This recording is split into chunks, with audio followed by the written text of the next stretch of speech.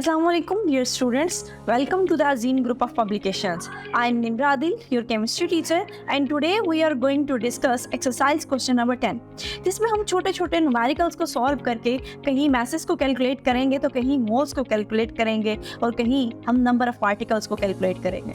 इसी तरह एग्जाम्पल्स को सॉल्व करते हैं। सबसे पहली एग्जाम्पल है जिसमें वो कहते हैं मैस को कैलकुलेट करें जब आपके पास मोल्स की तादाद 2.74 हो और जो फार्मूला गिवन है वो आपके पास है KMnO4। तो आप इस क्वेश्चन को कैसे सॉल्व करेंगे? हमारे पास मैस कैलकुलेट करना है, मोल्स भी गिवन है और मोलर मैस भी गिवन है। तो हमने फार्मूला पढ़ा हुआ है n is equal to small m divided by capital M। यानी अगर आपने मोल्स कैलकुलेट करने हैं तो आपको गिवन मैस पता हो और मोलर मैस पता हो तो आप क्या करेंगे, यहाँ पे n is equal to small m divided by capital M। तो मोल्स की तादाद आपके पास 2.74 है, हम वही पुट करेंगे और मोलर मैस के लिए हम पोटाशियम के मैस प्लस उसमें मैंगनीज के मैस और प्लस उसमें ऑक्सीजन, क्योंकि 4 हैं इसलिए 4 ऑक्सीजन का मैस को ऐड करके हम कैलकुलेट कर लेंगे मोलर मैस। और जब हम पोटाशियम का 39, मैंगनीज का और ऑक्सीजन का मैस सब पुट करते हैं तो हमारे पास जो वैल्यू आती है वो है 158। हम क्या करेंगे, n is equal to small m divided by capital M, यानी कि ये जो मोल्स हैं ये उसके मोलर मैस से मल्टीप्लाई हो जाएंगे और हमारे पास उस चीज़ का जो मैस है वो कैलकुलेट हो जाएगा। इसी तरह नेक्स्ट पोर्शन है जिसमें वो कहते हैं कि आपने ऑक्सीजन के मोल्स कैलकुलेट करने हैं और गिवन डाटा क्या है, गिवन डाटा में हमें मैस गिवन है। किस चीज़ का मैस गिवन है? मैग्नीशियम नाइट्रेट का मैस हमें मैग्नीशियम नाइट्रेट का गिवन है और मोल्स हमने ऑक्सीजन के फाइंड करने हैं। अगर हमने ऑक्सीजन के मोल्स फाइंड करने हैं तो ऑक्सीजन का गिवन मैस होना चाहिए था, लेकिन वो हमारे पास अवेलेबल नहीं है। तो हम क्या करेंगे, जिस चीज़ का मैस गिवन है उस चीज़ के मैस को यूज़ करेंगे और पहले उस चीज़ के मोल्स कैलकुलेट करेंगे। जब उस चीज़ के मोल्स कैलकुलेट हो जाएंगे देन उसको यूज़ करके हमारे पास जो भी ऑक्सीजन, क्लोरीन या मैग्नीशियम या जिस चीज़ के भी हम मोल्स कैलकुलेट करना चाह रहे हैं उसकी कैलकुलेट कर लेंगे। तो इस एग्जाम्पल को देख लेते हैं। इसमें हमारे पास गिवन मैस जो है small m that is equal to 9 ग्राम।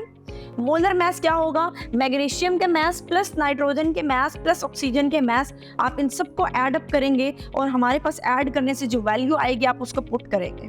तो गिवन मैस को मोलर मैस से मैं डिवाइड करूंगी तो मेरे पास मोल्स आएंगे, लेकिन ये मोल्स मेरे पास किस चीज़ के हैं? ये मोल्स मेरे पास मैग्नीशियम नाइट्रेट के हैं। मुझे मैग्नीशियम नाइट्रेट का तो मोल्स चाहिए ही नहीं, मुझे मोल्स किस चीज़ के चाहिए? मुझे मोल्स चाहिए ऑक्सीजन के। तो मैं ऑक्सीजन के मोल्स कैलकुलेट करने के लिए क्या कहूँगी, मैं कहूँगी कि अगर एक फार्मूला MgNO3 टेकन ट्वाइस का देखा जाए तो इसमें मौजूद ऑक्सीजन की तादाद कितनी है? 6। अगर एक फार्मूला है मैग्नीशियम नाइट्रेट का तो उसमें ऑक्सीजन की तादाद 6 है, लेकिन अगर आपके एक मॉलिक्यूल की बजाय, एक मोल की बजाय मोल्स की तादाद हो जाए 0.06 तो फिर आप क्या करेंगे, ऑक्सीजन की तादाद कैलकुलेट करेंगे। तो हम क्या कहेंगे कि अगर एक मोल में ऑक्सीजन की तादाद 6 है तो 0.06 में उसकी तादाद कैसे कितनी होगी? हम सिंपली उस डिजिट को उसके साथ मल्टीप्लाई कर देंगे। ये वैसे ही है जैसे आपको कहा जाए कि एक पेंसिल की कीमत 10 रुपये है तो 5 पेंसिल्स की कीमत कितनी होगी? आप 10 को 5 से मल्टीप्लाई करके तो उसका आंसर दे देते हैं। यहाँ पे भी कुछ वैसा ही है कि आपको एक मोल्स में ऑक्सीजन की तादाद पता है, लेकिन आपने 0.06 मोल्स में ऑक्सीजन की तादाद को कैलकुलेट कर लेना है। इसी तरह नेक्स्ट हमारे पास है नंबर ऑफ ऑक्सीजन एटम्स। ये बिल्कुल वैसे ही है जैसे भी हमने पोर्शन सॉल्व किया। अब आपने number of oxygen atoms calculate करने हैं, यानी ऑक्सीजन के मोल्स कैलकुलेट करके आपने उसको मल्टीप्लाई एवोगैड्रो नंबर से भी करना है। तो हमारे पास गिवन डाटा में मैस गिवन है कॉपर सल्फेट 0.5:O। तो यहाँ गिवन मैस कितना है? 10.037। This is given mass. Molar mass कहाँ से आएगा? कॉपर का मैस प्लस सल्फर का मैस प्लस 4 ऑक्सीजन का मैस प्लस 5 वाटर के मैसेस को अब ऐड करेंगे तो जो टोटल मैस आएगा वो उस चीज़ का कहलाएगा मोलर मैस। तो जब इन तमाम मैसेस को मैंने ऐड किया तो मेरे पास मोलर मैस कितना आया? 249.5 आया। तो गिवन मैस की वैल्यू को और divided by total mess molar mass की वैल्यू को, जब इन दोनों वैल्यू को मैं डिवाइड करूंगी तो मेरे पास ये मोल्स आ रहे हैं और ये मोल्स मेरे पास ऑक्सीजन के नहीं है, ये मोल्स मेरे पास कॉपर सल्फेट 0.5:O के हैं। जब कॉपर सल्फेट 0.5:O के मोल्स मेरे पास कैलकुलेट हो जाएंगे देन उसको यूज करके मैं ऑक्सीजन के मोल्स को कैलकुलेट करूंगी। तो सबसे पहले यहाँ हमने गिवन मैस को मोलर मैस से डिवाइड करके मोल्स कैलकुलेट कर लिए। इसका मतलब ये है कि अगर हम कॉपर सल्फेट देखें तो वो मेरे पास आंसर कितना आ रहा है? 0.04 आ रहा है, लेकिन ये मोल्स ऑक्सीजन के नहीं है और मुझे ऑक्सीजन के कैलकुलेट करने हैं। तो मैं क्या कहूँगी कि अगर 1 मोल कॉपर सल्फेट .5H2O है तो उसमें मौजूद ऑक्सीजन की तादाद 9 है। अगर 1 मोल में ऑक्सीजन 9 है तो फिर 0.04 मोल्स में ऑक्सीजन कितने होंगे? मैं 0.04 को मल्टीप्लाई करूँगी 9 के साथ तो मेरे पास मोल्स ऑफ ऑक्सीजन आ जाएंगे। लेकिन ये मोल्स ऑफ ऑक्सीजन है और मुझे number of oxygen atoms calculate करने हैं। तो मैंने आपको पहले ही बताया कि जो मोल्स ऑक्सीजन के आएंगे आप उनको एवोगैड्रो नंबर के साथ मल्टीप्लाई करेंगे, यानी 6.02 मल्टीप्लाई 10⁻23 के साथ उसको मल्टीप्लाई करने के बाद जो आंसर आएगा वो नंबर ऑफ ऑक्सीजन एटम्स होंगे, दैट इज 2.18 मल्टीप्लाई 10⁻23। इसी पोर्शन के साथ हमारा नेक्स्ट क्वेश्चन है जिसमें आपने मास कैलकुलेट करना है और आपको मॉलिक्यूल्स की तादाद गिवन है और फार्मूला भी ऑब्वियसली गिवन होगा ताकि हम मोलर मास कैलकुलेट कर लें। तो सबसे पहले वो कहते हैं जी आपने कैलकुलेट क्या करना है, आपने मास कैलकुलेट करना है, यानी स्मॉल m कैलकुलेट करना है। और हमारे पास गिवन डाटा क्या है? नंबर ऑफ मोल्स, यानी मॉलिक्यूल्स की तादाद गिवन है 2.6 मल्टीप्लाई 10⁻20 और फिर फार्मूला गिवन है सल्फर डाइऑक्साइड का। तो सल्फर प्लस 2 ऑक्सीजन के मैसेज को ऐड करूंगी, सल्फर का 32, 1 ऑक्सीजन 16 है तो 2 ऑक्सीजन का 32 यानी 32 और 32 को ऐड किया तो ये बना 64। 64 is the molar mass of SO2। तो मैं SO2 के मोलर मास को मल्टीप्लाई करूंगी उसके नंबर ऑफ मॉलिक्यूल्स के साथ, लेकिन उसके नंबर ऑफ मॉलिक्यूल्स की तादाद कितनी है? 2.6 मल्टीप्लाई 10⁻20। जब इनके मोलर मास को मैं नंबर ऑफ मॉलिक्यूल के साथ मल्टीप्लाई करूंगी तो मेरे पास एक वैल्यू आएगी, जो वैल्यू आएगी लास्ट पे मैं उसको एवोगैड्रो नंबर के साथ डिवाइड कर दूंगी। तो मेरे पास जो आंसर आएगा वो आएगा 27.64। अगर आप लोग अपनी एग्जैक्ट बुक के अकॉर्डिंग चलें तो हमारे पास नंबर ऑफ मोल्स कैलकुलेट करने का फार्मूला है small m divided by capital M multiply Na, that is Avogadro number.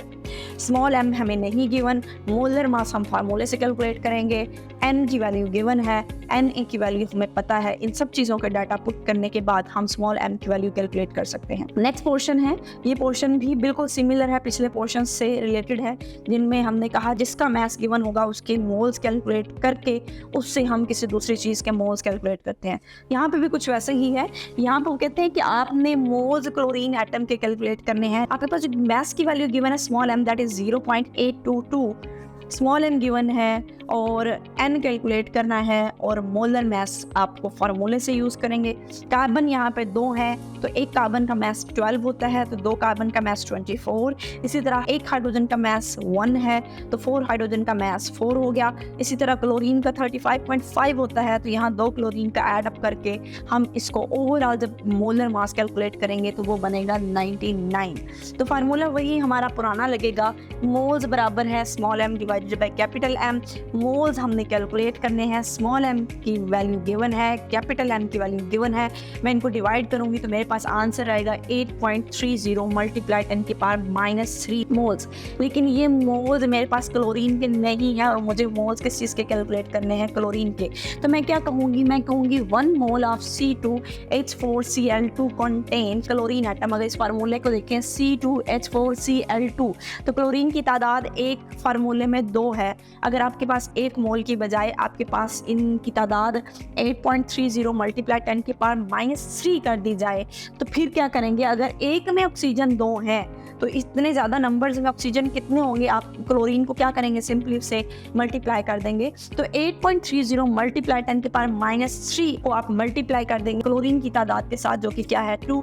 जब ये दोनों चीज़ें मल्टीप्लाई होंगी तो हमारे पास क्लोरीन के मोल्स कैलकुलेट हो जाएंगे। इस पोर्शन है जिसमें आपको मोल्स गिवन है, मोलर मास के लिए फार्मूला भी गिवन है और तीसरी चीज़ यानी कि आपने मास कैलकुलेट करना है। आप सिंपली वही formula n is equal to small m divided by capital M। Moles की जगह मोल्स की वैल्यू पुट हो जाएगी, मोलर मास की जगह मोलर मास पुट हो जाएगा और आप उसका क्या कैलकुलेट कर लेंगे? मास।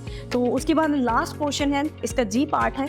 जी पार्ट में वो कहते हैं मास आपने ग्राम में कैलकुलेट करना है, यानी स्मॉल m आपने कैलकुलेट करना है। Number of molecules 2.78 multiply 10⁻⁻25 n आपके पास गिवन है। मोलर मास मैस के लिए क्रोमियम का मैस, ऑक्सीजन का मैस और क्लोरीन के मैसेज को आप ऐड अप करेंगे, और जब आप इनको ऐड अप करेंगे तो हमारे पास जो भी वैल्यू आएगी आप उसको मोलर मैस में पुट करेंगे। लेकिन चूंकि यहाँ आपने मैस कैलकुलेट करना है और नंबर ऑफ मॉलिक्यूल्स गिवन है, तो फार्मूला जो लगेगा that is n is equal to small m divided by capital M multiply Avogadro number. यहाँ आप n की जगह n की वैल्यू पुट करेंगे, कैपिटल M यानी मोलर मैस की जगह मोलर मैस जो कि फार्मूले से कैलकुलेट हुआ वो पुट होगा, और एवोगैड्रो नंबर की जगह एवोगैड्रो नंबर की वैल्यू पुट करके या भी सारा डाटा पुट होगा तो हम स्मॉल m की वैल्यू को कैलकुलेट कर लेंगे। इसी तरह वो कहते हैं कि आपके पास number of moles and formula units calculate करें जब आपके पास 100 ग्राम KClO3 मौजूद हो। तो गिवन मैस तो पता है दैट इज 100 ग्राम, और उसको डिवाइड करूंगी मैं मोलर मैस से। मोलर मैस कहाँ से आएगा? Potassium plus chlorine plus oxygen, इनके मैसेज को ऐड करने से जो वैल्यू आएगी वो कहलाएगी उसकी मोलर मैस, और वो कितनी आई 122.5। तो हम क्या करेंगे, 100 ग्राम को उसके मोलर मैस से डिवाइड करके कैलकुलेट कर लेंगे मोल्स, लेकिन जो मोल्स आएंगे उनको हम Na से यानी कि एवोगैड्रो नंबर से मल्टीप्लाई करेंगे, तो मेरे पास सिंपल मोल्स की बजाय नंबर ऑफ मोल्स जो हैं वो कैलकुलेट हो जाएंगे। इसी तरह वो कहते हैं KClO3 को अगर हम डिकम्पोज करते हैं तो हमें पता है कि KClO3 जब टूटता है तो एक पोटाशियम आयन और साथ एक क्लोरेट आयन बनता है, यानी K positive and ClO3 negative बनता है। पॉजिटिव और नेगेटिव आयंस की तादाद कितनी है? ज़्यादा। वो कहते हैं कि अगर आपके पास एक KClO3 को तोड़ा जाए तो उसमें पोटाशियम की आयंस की तादाद कितनी है? 1। लेकिन मेरे पास KClO3 जो है वो 1 मोल नहीं है। मोल्स हमने अभी ऊपर कैलकुलेट किए थे और वो कितने थे? 4.91 मल्टीप्लाई 10 की पावर 23। अगर एक मोल है तो एक मोल में पोटाशियम एक है, लेकिन अगर आपके पास मोल्स की तादाद 4.91 मल्टीप्लाई 10 की पावर 23 है तो फिर आपके पास पोटाशियम आयंस की तादाद भी उतनी ही होगी। अगर आपके पास एक मोल KClO3 था तो क्लोरेट की भी तादाद एक थी, लेकिन जब इनकी अमाउंट चेंज हुई तो उसकी अमाउंट भी क्या हो जाएगी? Automatically change. इसी तरह अगर ऑक्सीजन की अमाउंट कैलकुलेट करनी हो तो KClO3 में ऑक्सीजन की तादाद, एक फार्मूले में ऑक्सीजन की तादाद 3 है, और अगर एक मोल में ऑक्सीजन 3 है तो फिर आपके पास अगर 4.91 मल्टीप्लाई 10 की पावर 23 मॉलिक्यूल्स हो तो फिर ऑक्सीजन की तादाद कितनी होगी? आप उस 4.93 को 91 मल्टीप्लाई 10 की पावर 23 को मल्टीप्लाई करेंगे उसके 3 के साथ, तो हमारे पास उसके पार्टिकल्स की तादाद भी आ गई होगी। आई होप कि आपको आज के लेक्चर की समझ आ गई है। आज के लिए इतना ही। अल्लाह हाफिज़।